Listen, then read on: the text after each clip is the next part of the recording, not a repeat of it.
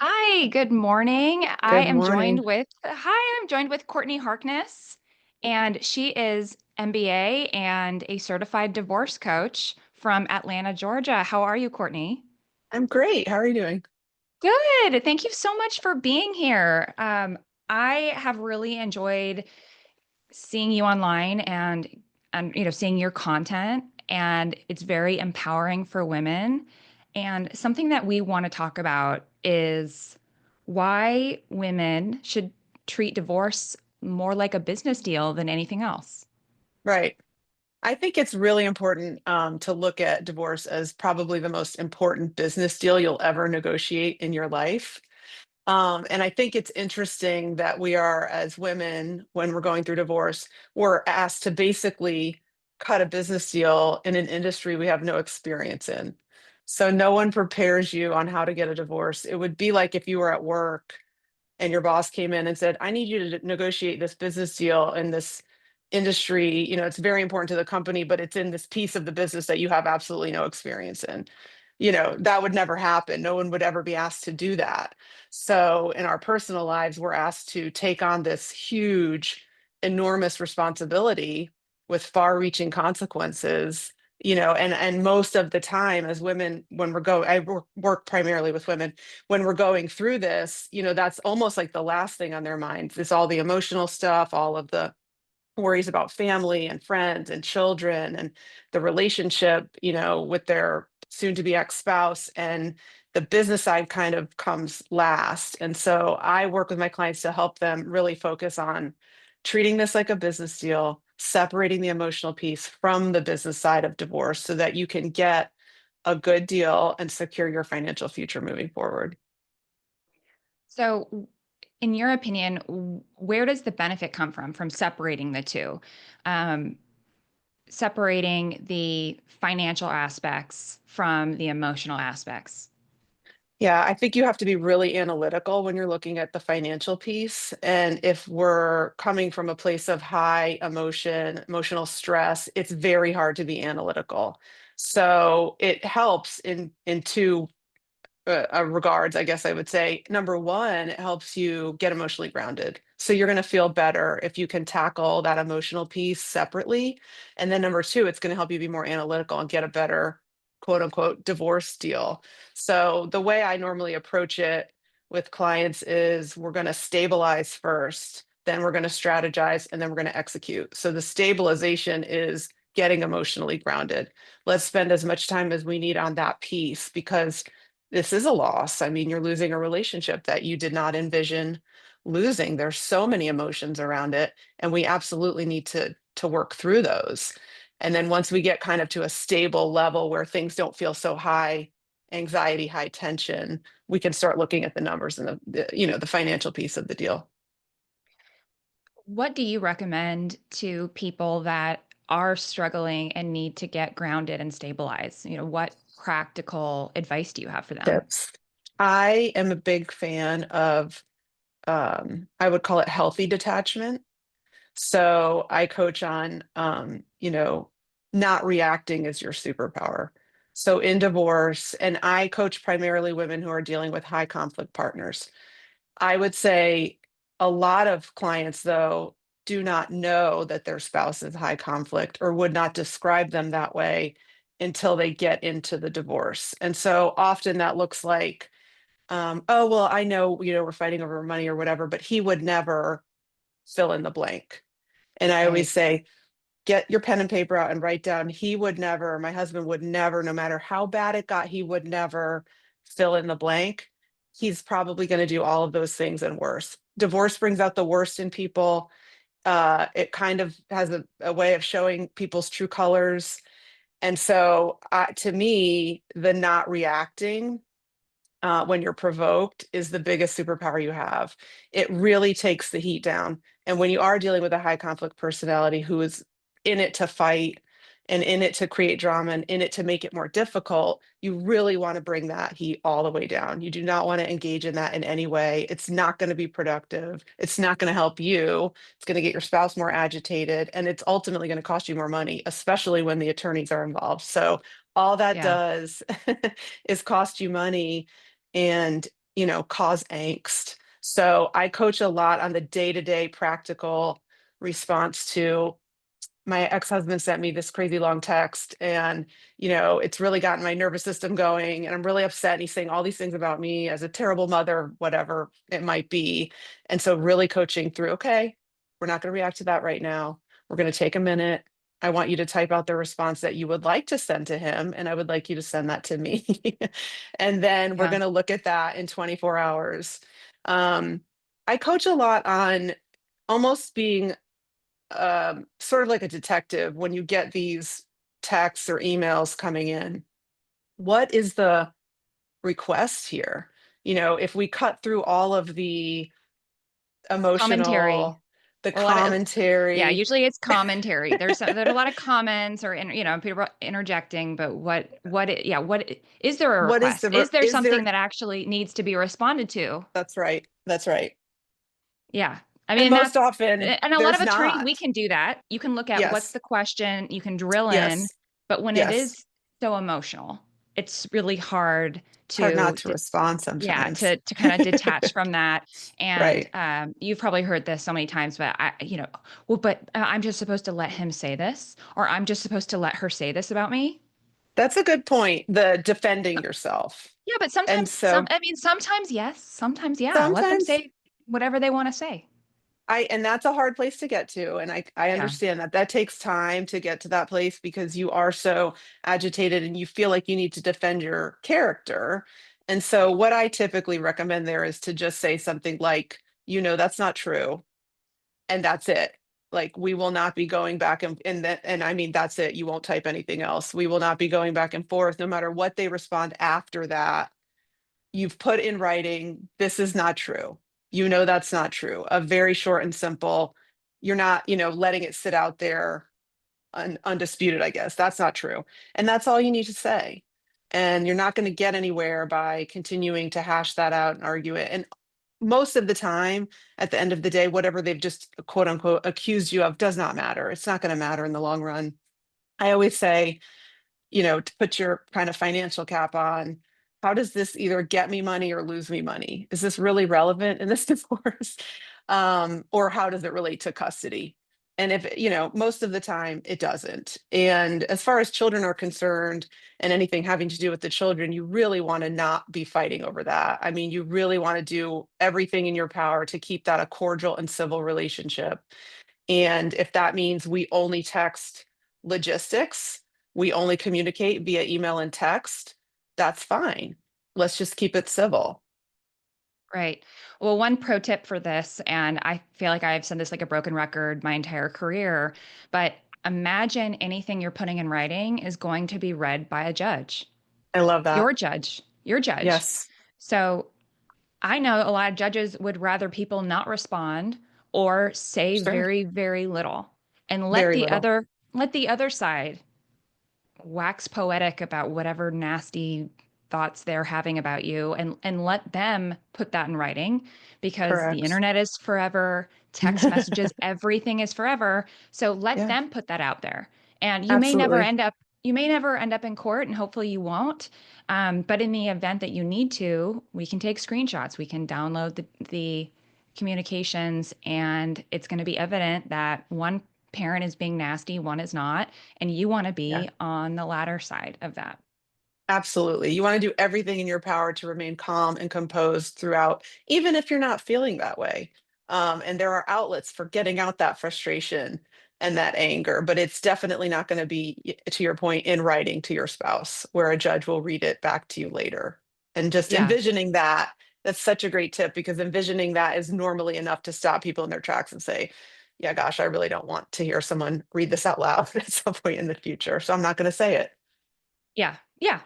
So just don't say it. I've never heard a judge in court say, well, there was this nasty text from the other parent and you didn't stand up for yourself, and you didn't say what he said was false. So it must be true. Therefore, it must be true. Right. That Yeah. doesn't really work like that. Yeah, it's No. just Yeah. not gonna happen. Right. So if somebody if somebody is in that moment and they have received, we like to call them in family law nastygrams. If you get a Yes. nastygram from opposing counsel or the opposing party or, baby daddy, what what can people do to create that a little bit of detachment?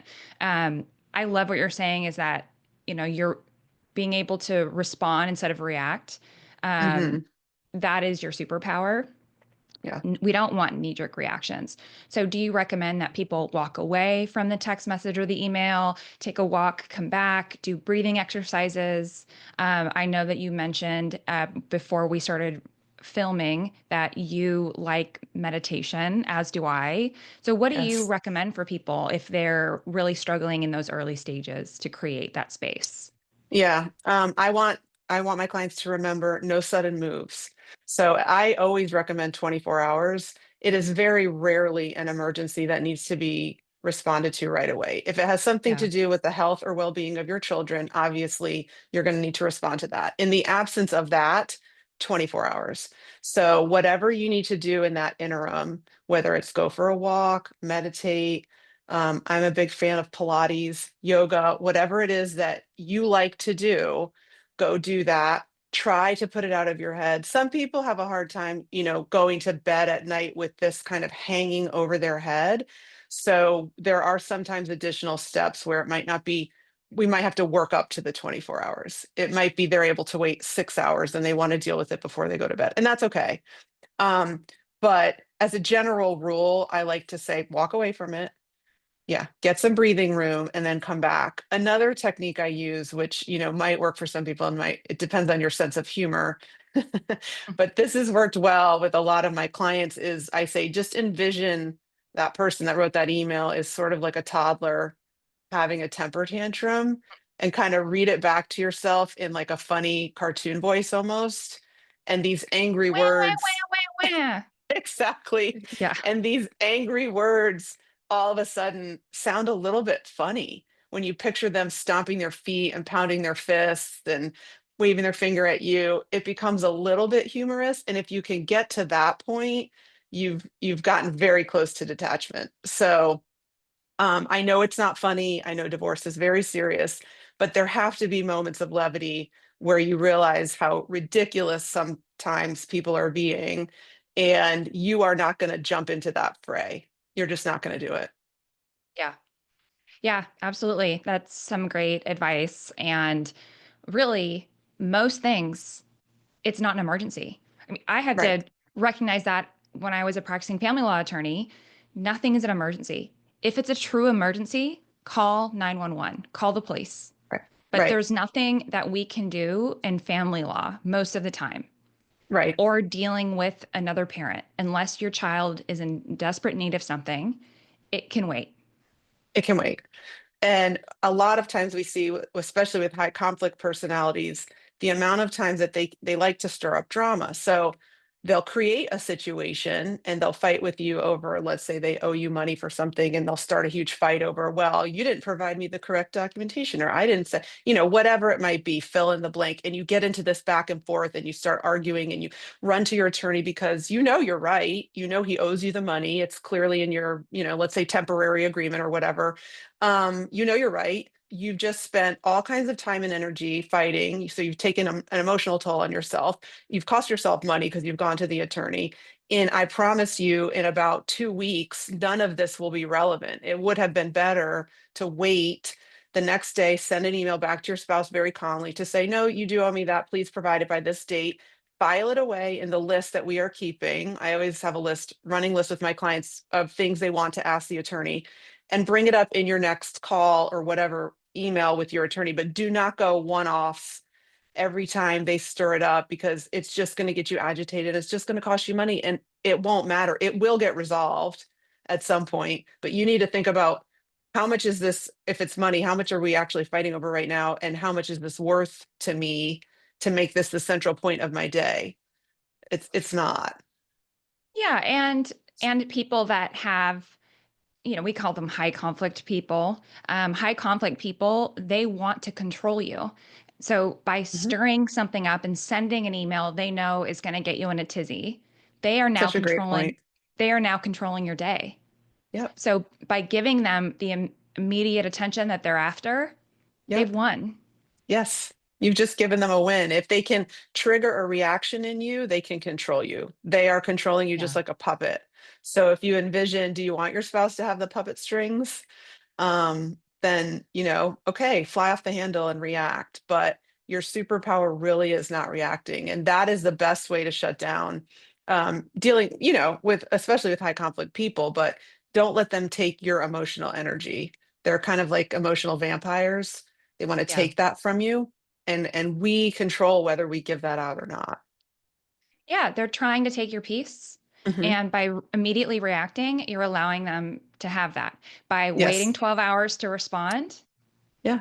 and being measured about your response, and Yes. almost like it is a business interaction, and Hmm. it's detached, arm's length. I have my arm out right now, Yes. arm's length. Then Right. they're you're taking the wind out of their sails. Yes. That's what you want And to do.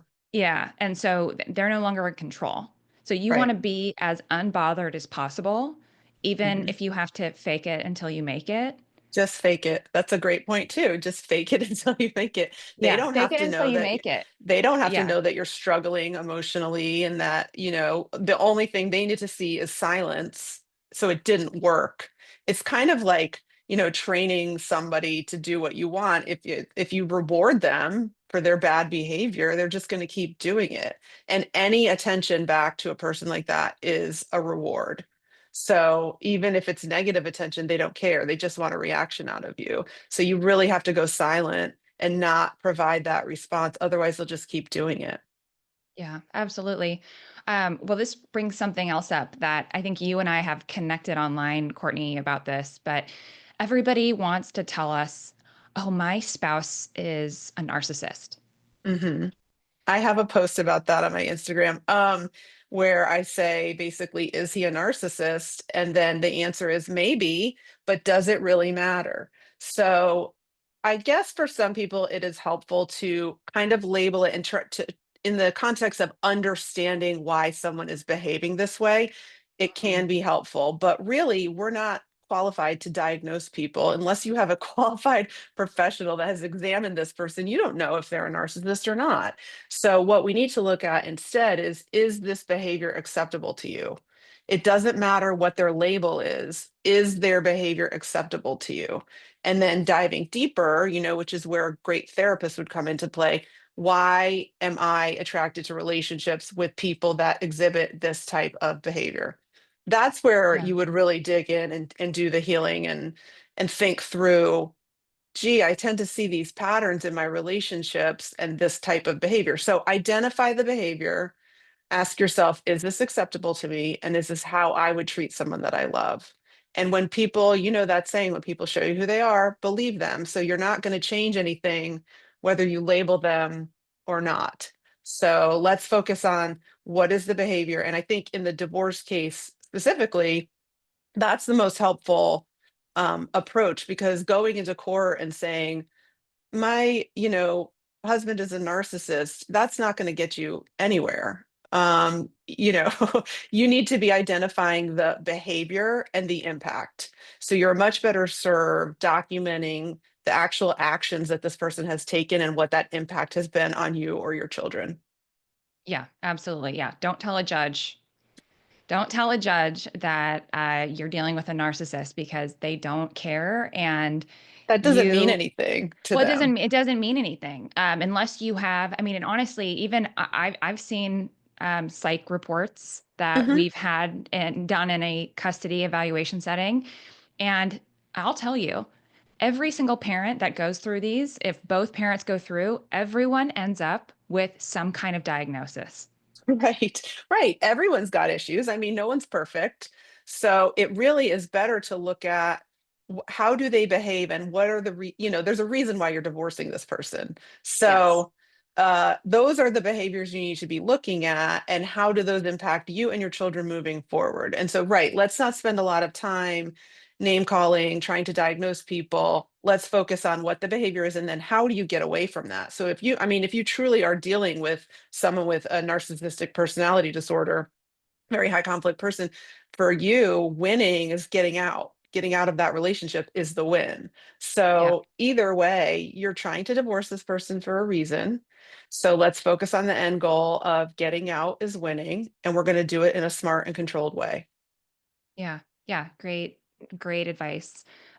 So Courtney, what, in your opinion, maybe I should have started with this, but as a certified divorce coach, how would you explain your role in the divorce, I guess, in marketplace, the world of divorce under the divorce umbrella? Because I am still finding, and I am constantly trying to tell attorneys how amazing divorce coaches are and how beneficial it can be to have a divorce coach in the case.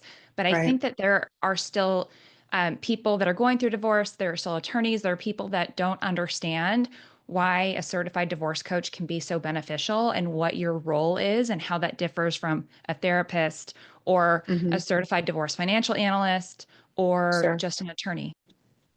I think the best way to describe a divorce coach is to say person is going to be your thinking partner. That's what we learn in certification. And I thought that was a great way to describe it. I have also described it as kind of being the quarterback of your divorce team.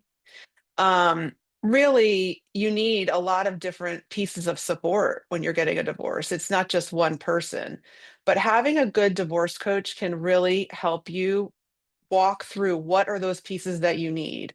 Do I need an attorney? Do I need a mediator? Do I need a therapist? Do I need a financial analyst? And helping you figure out not only do you need those people, how to pick the best ones, and at what time to bring them onto your divorce team. So because I'm very business minded, I always look at it from a budgetary and planning perspective. I like timelines and roadmaps. So I normally sit down with my clients and figure out a game plan for what you want this divorce to look like.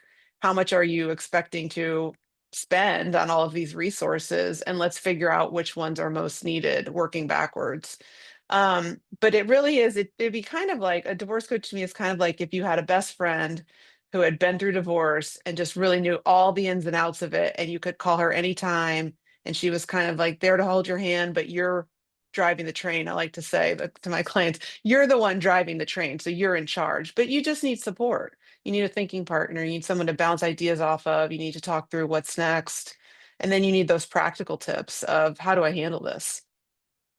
Right. Well, and one other thing I do want to add that I think, especially certified divorce coaches or divorce coaches who have a Juris Doctorate, who Hmm. went to law school, those two groups of divorce coaches are able to help with issue spotting. And that's something we frequently talk about in law school, but that's spotting, listening to a fact pattern or listening to someone's case, listening to their situation, and helping them spot issues that they may not be prepared for. Like, Right, okay, oh, there's a pension. So you may need to get that appraised or valued, right. or you may need a qualified domestic relations order, or okay, this is a high conflict person. What you're telling Hmm. me shows me that they don't like authority and they don't like being told what to do, and they usually lash out when this or this happens, or I'm seeing certain things come up. And divorce coaches can help you anticipate certain issues and help you Yes, prepare for them. And yes, if you're just seeing a life coach or someone that's just going to be a supportive buddy, they may not have the expertise to be able to help you do that. And I right. think that's the big difference is they're going to help you see issues as they're coming Hmm. and so that you don't get just smacked in the face and shocked over something that's coming. That's a really good point. It's kind of like earlier when I said, my spouse would never, and then fill in the blank. Those things that will happen, that is likely to happen. The things that you would never anticipate that we as certified divorce coaches have seen happen time and time again. Yeah. Giving the heads up to clients about don't be surprised if this happens. I think one great example of that is I never knew that this would be a surprise to people until I started saying it. The day that your divorce decree comes through the email, because typically that's very anticlimactic. It's not like you're in court getting actually divorced, right? It's been filed, whatever your process was, at some point you're filing something with the court, and then they're going to enter it in whenever they enter it in, and your lawyer's going to email you and say, today you're divorced. Um, the amount of clients that were not prepared to be sad on that Yeah. day. And typically the email from your attorney goes something like, congratulations, you're finally divorced. Woohoo. And clients are typically sad. And I try to explain to them ahead of time, it's normal to be sad. Expect to be sad. Everyone else around you might be, congratulating you or in kind of and expecting you to run right out and have a celebration, but it will take a few days for that to just settle in. So I always advise just take a minute when it happens, and it's okay to be sad. And you don't have to tell anybody that that Right. has happened until you're ready. But that's one example of probably something you wouldn't anticipate. You would probably think going through divorce, you'd be so relieved and happy the day that comes through. And oftentimes there's a deep sadness that comes with it. Yeah, absolutely. I mean, I experienced that. I'm a Right, I was a divorce attorney who initiated the divorce, filed right, it, knew it was right, coming. I right. was I remember it was during COVID. And we got ours in the mail. I was happily in a new relationship, but I got the notice that we were officially divorced and I cried. It's very sad. It's almost Yeah. it is like a death. It's like learning, it's the death of a marriage, a death of a relationship that when you embarked on that journey with that person and you entered into that relationship, you did not anticipate it ending. Yeah. So to lose it, there is a lot of grief, even though you might be the one to initiate it. To your point, you might know all about divorce. It's still going to be very sad the day it happens, and that's okay. That's a normal reaction, and you want to just sort of lean into that and look at it as like getting bad news and having to process it. Yeah. Yeah, and that's okay. And that doesn't mean that you made a wrong choice, but No. it's going to be emotional. Just like something else I would tell people to look out for is you may have a almost completely ironed out settlement and the Right. attorneys or whoever you're working with going back and forth, and then someone starts just throwing a fit about something obscure and Yes. they are changing their mind and they're just throwing a fit about something and you thought it didn't matter and we thought that that was old news. But because this is so emotional, people frequently will throw a wrench in the settlement at the very last minute because it is scary to actually Yes. settle the case and walk away. And Hmm. people will do this. And It's terrifying. Right. people are always like, I don't understand. They never even cared about this, and I don't know why. It's because it's emotional, and so some Yes. people they want to slow it down because the unknown beyond the marriage is scary, and they're Terrifying. yeah, and And they're so they not would ready. rather mess with things. It usually ends up working Hmm. out, Yep. but it might delay the process a couple weeks, and you feel like, oh my God, we're going to have to litigate. Everything's blowing up. It's not, but that is Right. something that people frequently do. Yes. And I do some legal coaching, and I've explained this to people when I do legal coaching, and they're like, "Oh, that really might be it." Yeah. And I'm like, "Yeah, give it a couple weeks, and Right. we're gonna hear that this has been resolved." And sure enough, we find out Yes. it's been resolved, and the other attorney smoothed it out, and now we're Okay. proceeding. Good. But people get scared. People get scared. They Um, do. It's a normal reaction. I mean, it's a terrifying thing to do, to have to go through. So it's almost like it's that you're kind of like pulling somebody and they're digging their heels in and you're trying to get them across that finish line. That's the visual I have in my head when you're describing that. And until they're ready to kind of walk over the line, you're going to be met with some resistance. Yeah. yeah, absolutely. So when we're talking about, you kind of had a three-step process.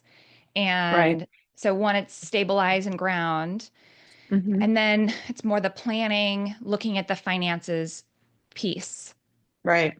And I think that this could also go to a lot of people ask me, before I start a mediation, before I start a divorce, before I hire a professional or a coach, what financials should I have together? So, what are you looking for from an ideal client to have gathered and ready before they meet with you so that you can help them get organized and really dive in?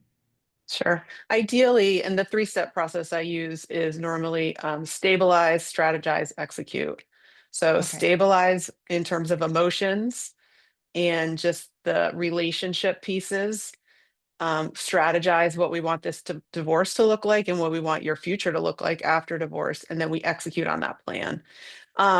So really, the ideal client for me can be somebody who is already organized and prepared, or it can be someone that has no idea where to begin, and we can walk through that together.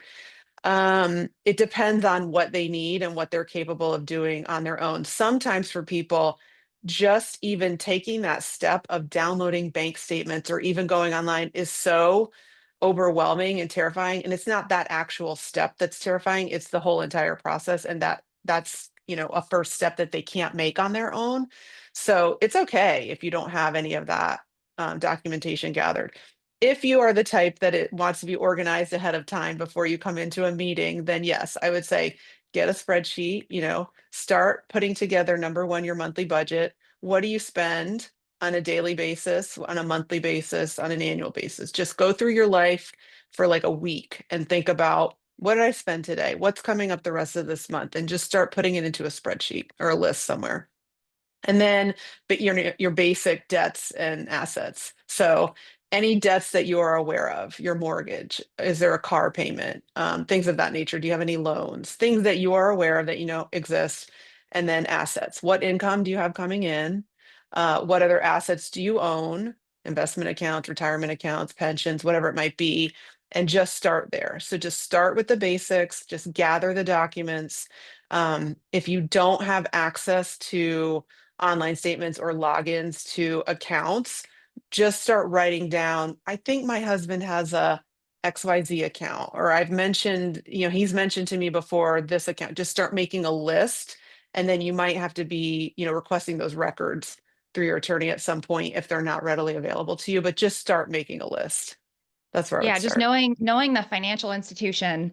I was Right. recently having a question or a conversation with a client, and they it's pretty evident in this coaching situation, it's pretty evident that the other side is not providing all of their financials. Hmm. And the issue is that we don't even know what financial institution to subpoena. So Right. we, you can't just you can ask the other side for something, but Yeah. if they don't provide it, you have to go directly to the institution. So just knowing, oh, there's a Bank of America, there's a Chase, there's Sure. an Amex card. I don't have it. I don't know. I don't know who else is on the account. I don't know if it's a business account. But if we know that there is a Social Security number and we know the Hmm. bank, Hmm. that's a Then you great can place get to the start. records. Yeah. Exactly. Just the Then name your name of the attorney. institution. Right. Yeah. So just start, yeah, writing down what you know and gathering information, and Yes. that will start helping, and it may show you that you know more than you think you know. I often find that's the case when they say, I really know nothing. Let's say my clients typically fall into two categories. I would say successful women who are the breadwinners in the relationship and have, a high net worth. And then women who are typically the stay-at-home wives of high profile husbands that have access to significant wealth, but it's quote unquote the husband's wealth. So in that category of client, they often say to me, he handles all of the money. I have no idea where anything is. And so I just say, walk me through your typical day. So when you go to pay for something, how are you doing that? And we start there. So is that debit card from XYZ bank? Does he give you cash every week? I mean, where is the money coming from? And once we do just sort of a basic exercise, they realize, okay, I know a lot more than I think. Women are, we're very intuitive creatures. We know what's going on. If they sit there and think for a minute, when we go out to dinner, he pays with a blank credit, whatever name credit card. I've seen him write a check on this checkbook. You know more than you think. Yeah. So we typically start there. I think, yes, to your point, if someone's hiding assets and that's becoming apparent, a forensic accountant is something, especially if you're dealing with high net worth or a lot of assets, that would be well worth your investment to hire someone because there's clues. There will be clues even if you have only access to one bank statement, there will be clues in that bank statement of other things and tracking it down. There are professionals that do that. So, yeah. Yeah, absolutely. Yeah, we call that tracing. So someone doing the tracing. Okay, Hmm. so we talked about section two, which is strategize. So this third quadrant or a third section, execute? What does that look like in a coaching setting? Environment. I would say so. We've strategized now. We've developed your roadmap. We've done your divorce roadmap, your ideal timeline, your ideal post divorce situation for custody, financial, house, where you're living, all of that. So now we're in the execute phase. And what that looks like is every time we're in the divorce process, whether you're filing, not filing, going through mediation, whatever, the process has started on the settlement being drafted at every turning point when the attorney comes to you or you have a decision point or something happens or your spouse does something, we look at how does this map back to my plan? How is this getting me to my goal? And so what do I need to do, to either pivot or stay on plan? So if it's just to me, it's like an input output phase, and the more robotic and almost AI computer like you can be in this phase, the better. And that's what I mean when I say detach the emotions from the business. Input output. So the input is my spouse is refusing to give me whatever.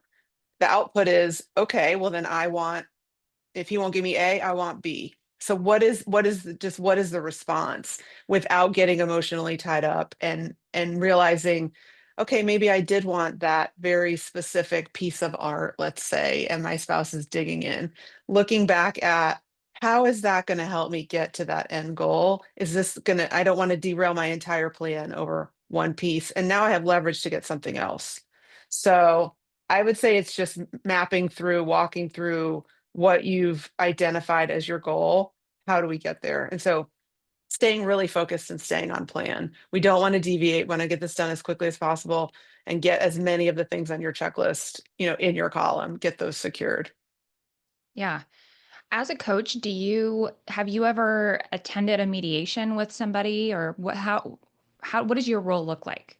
Yes, definitely divorce coaches do that. It's sometimes it's for emotional support, sometimes it's for actual Courtney, remind me, what did we say I wanted in this category? Just reminding them of the pieces because there's a lot going through your head, helping them stay organized. I've got my list. Well, you said you wanted this, so let's make sure you're getting that.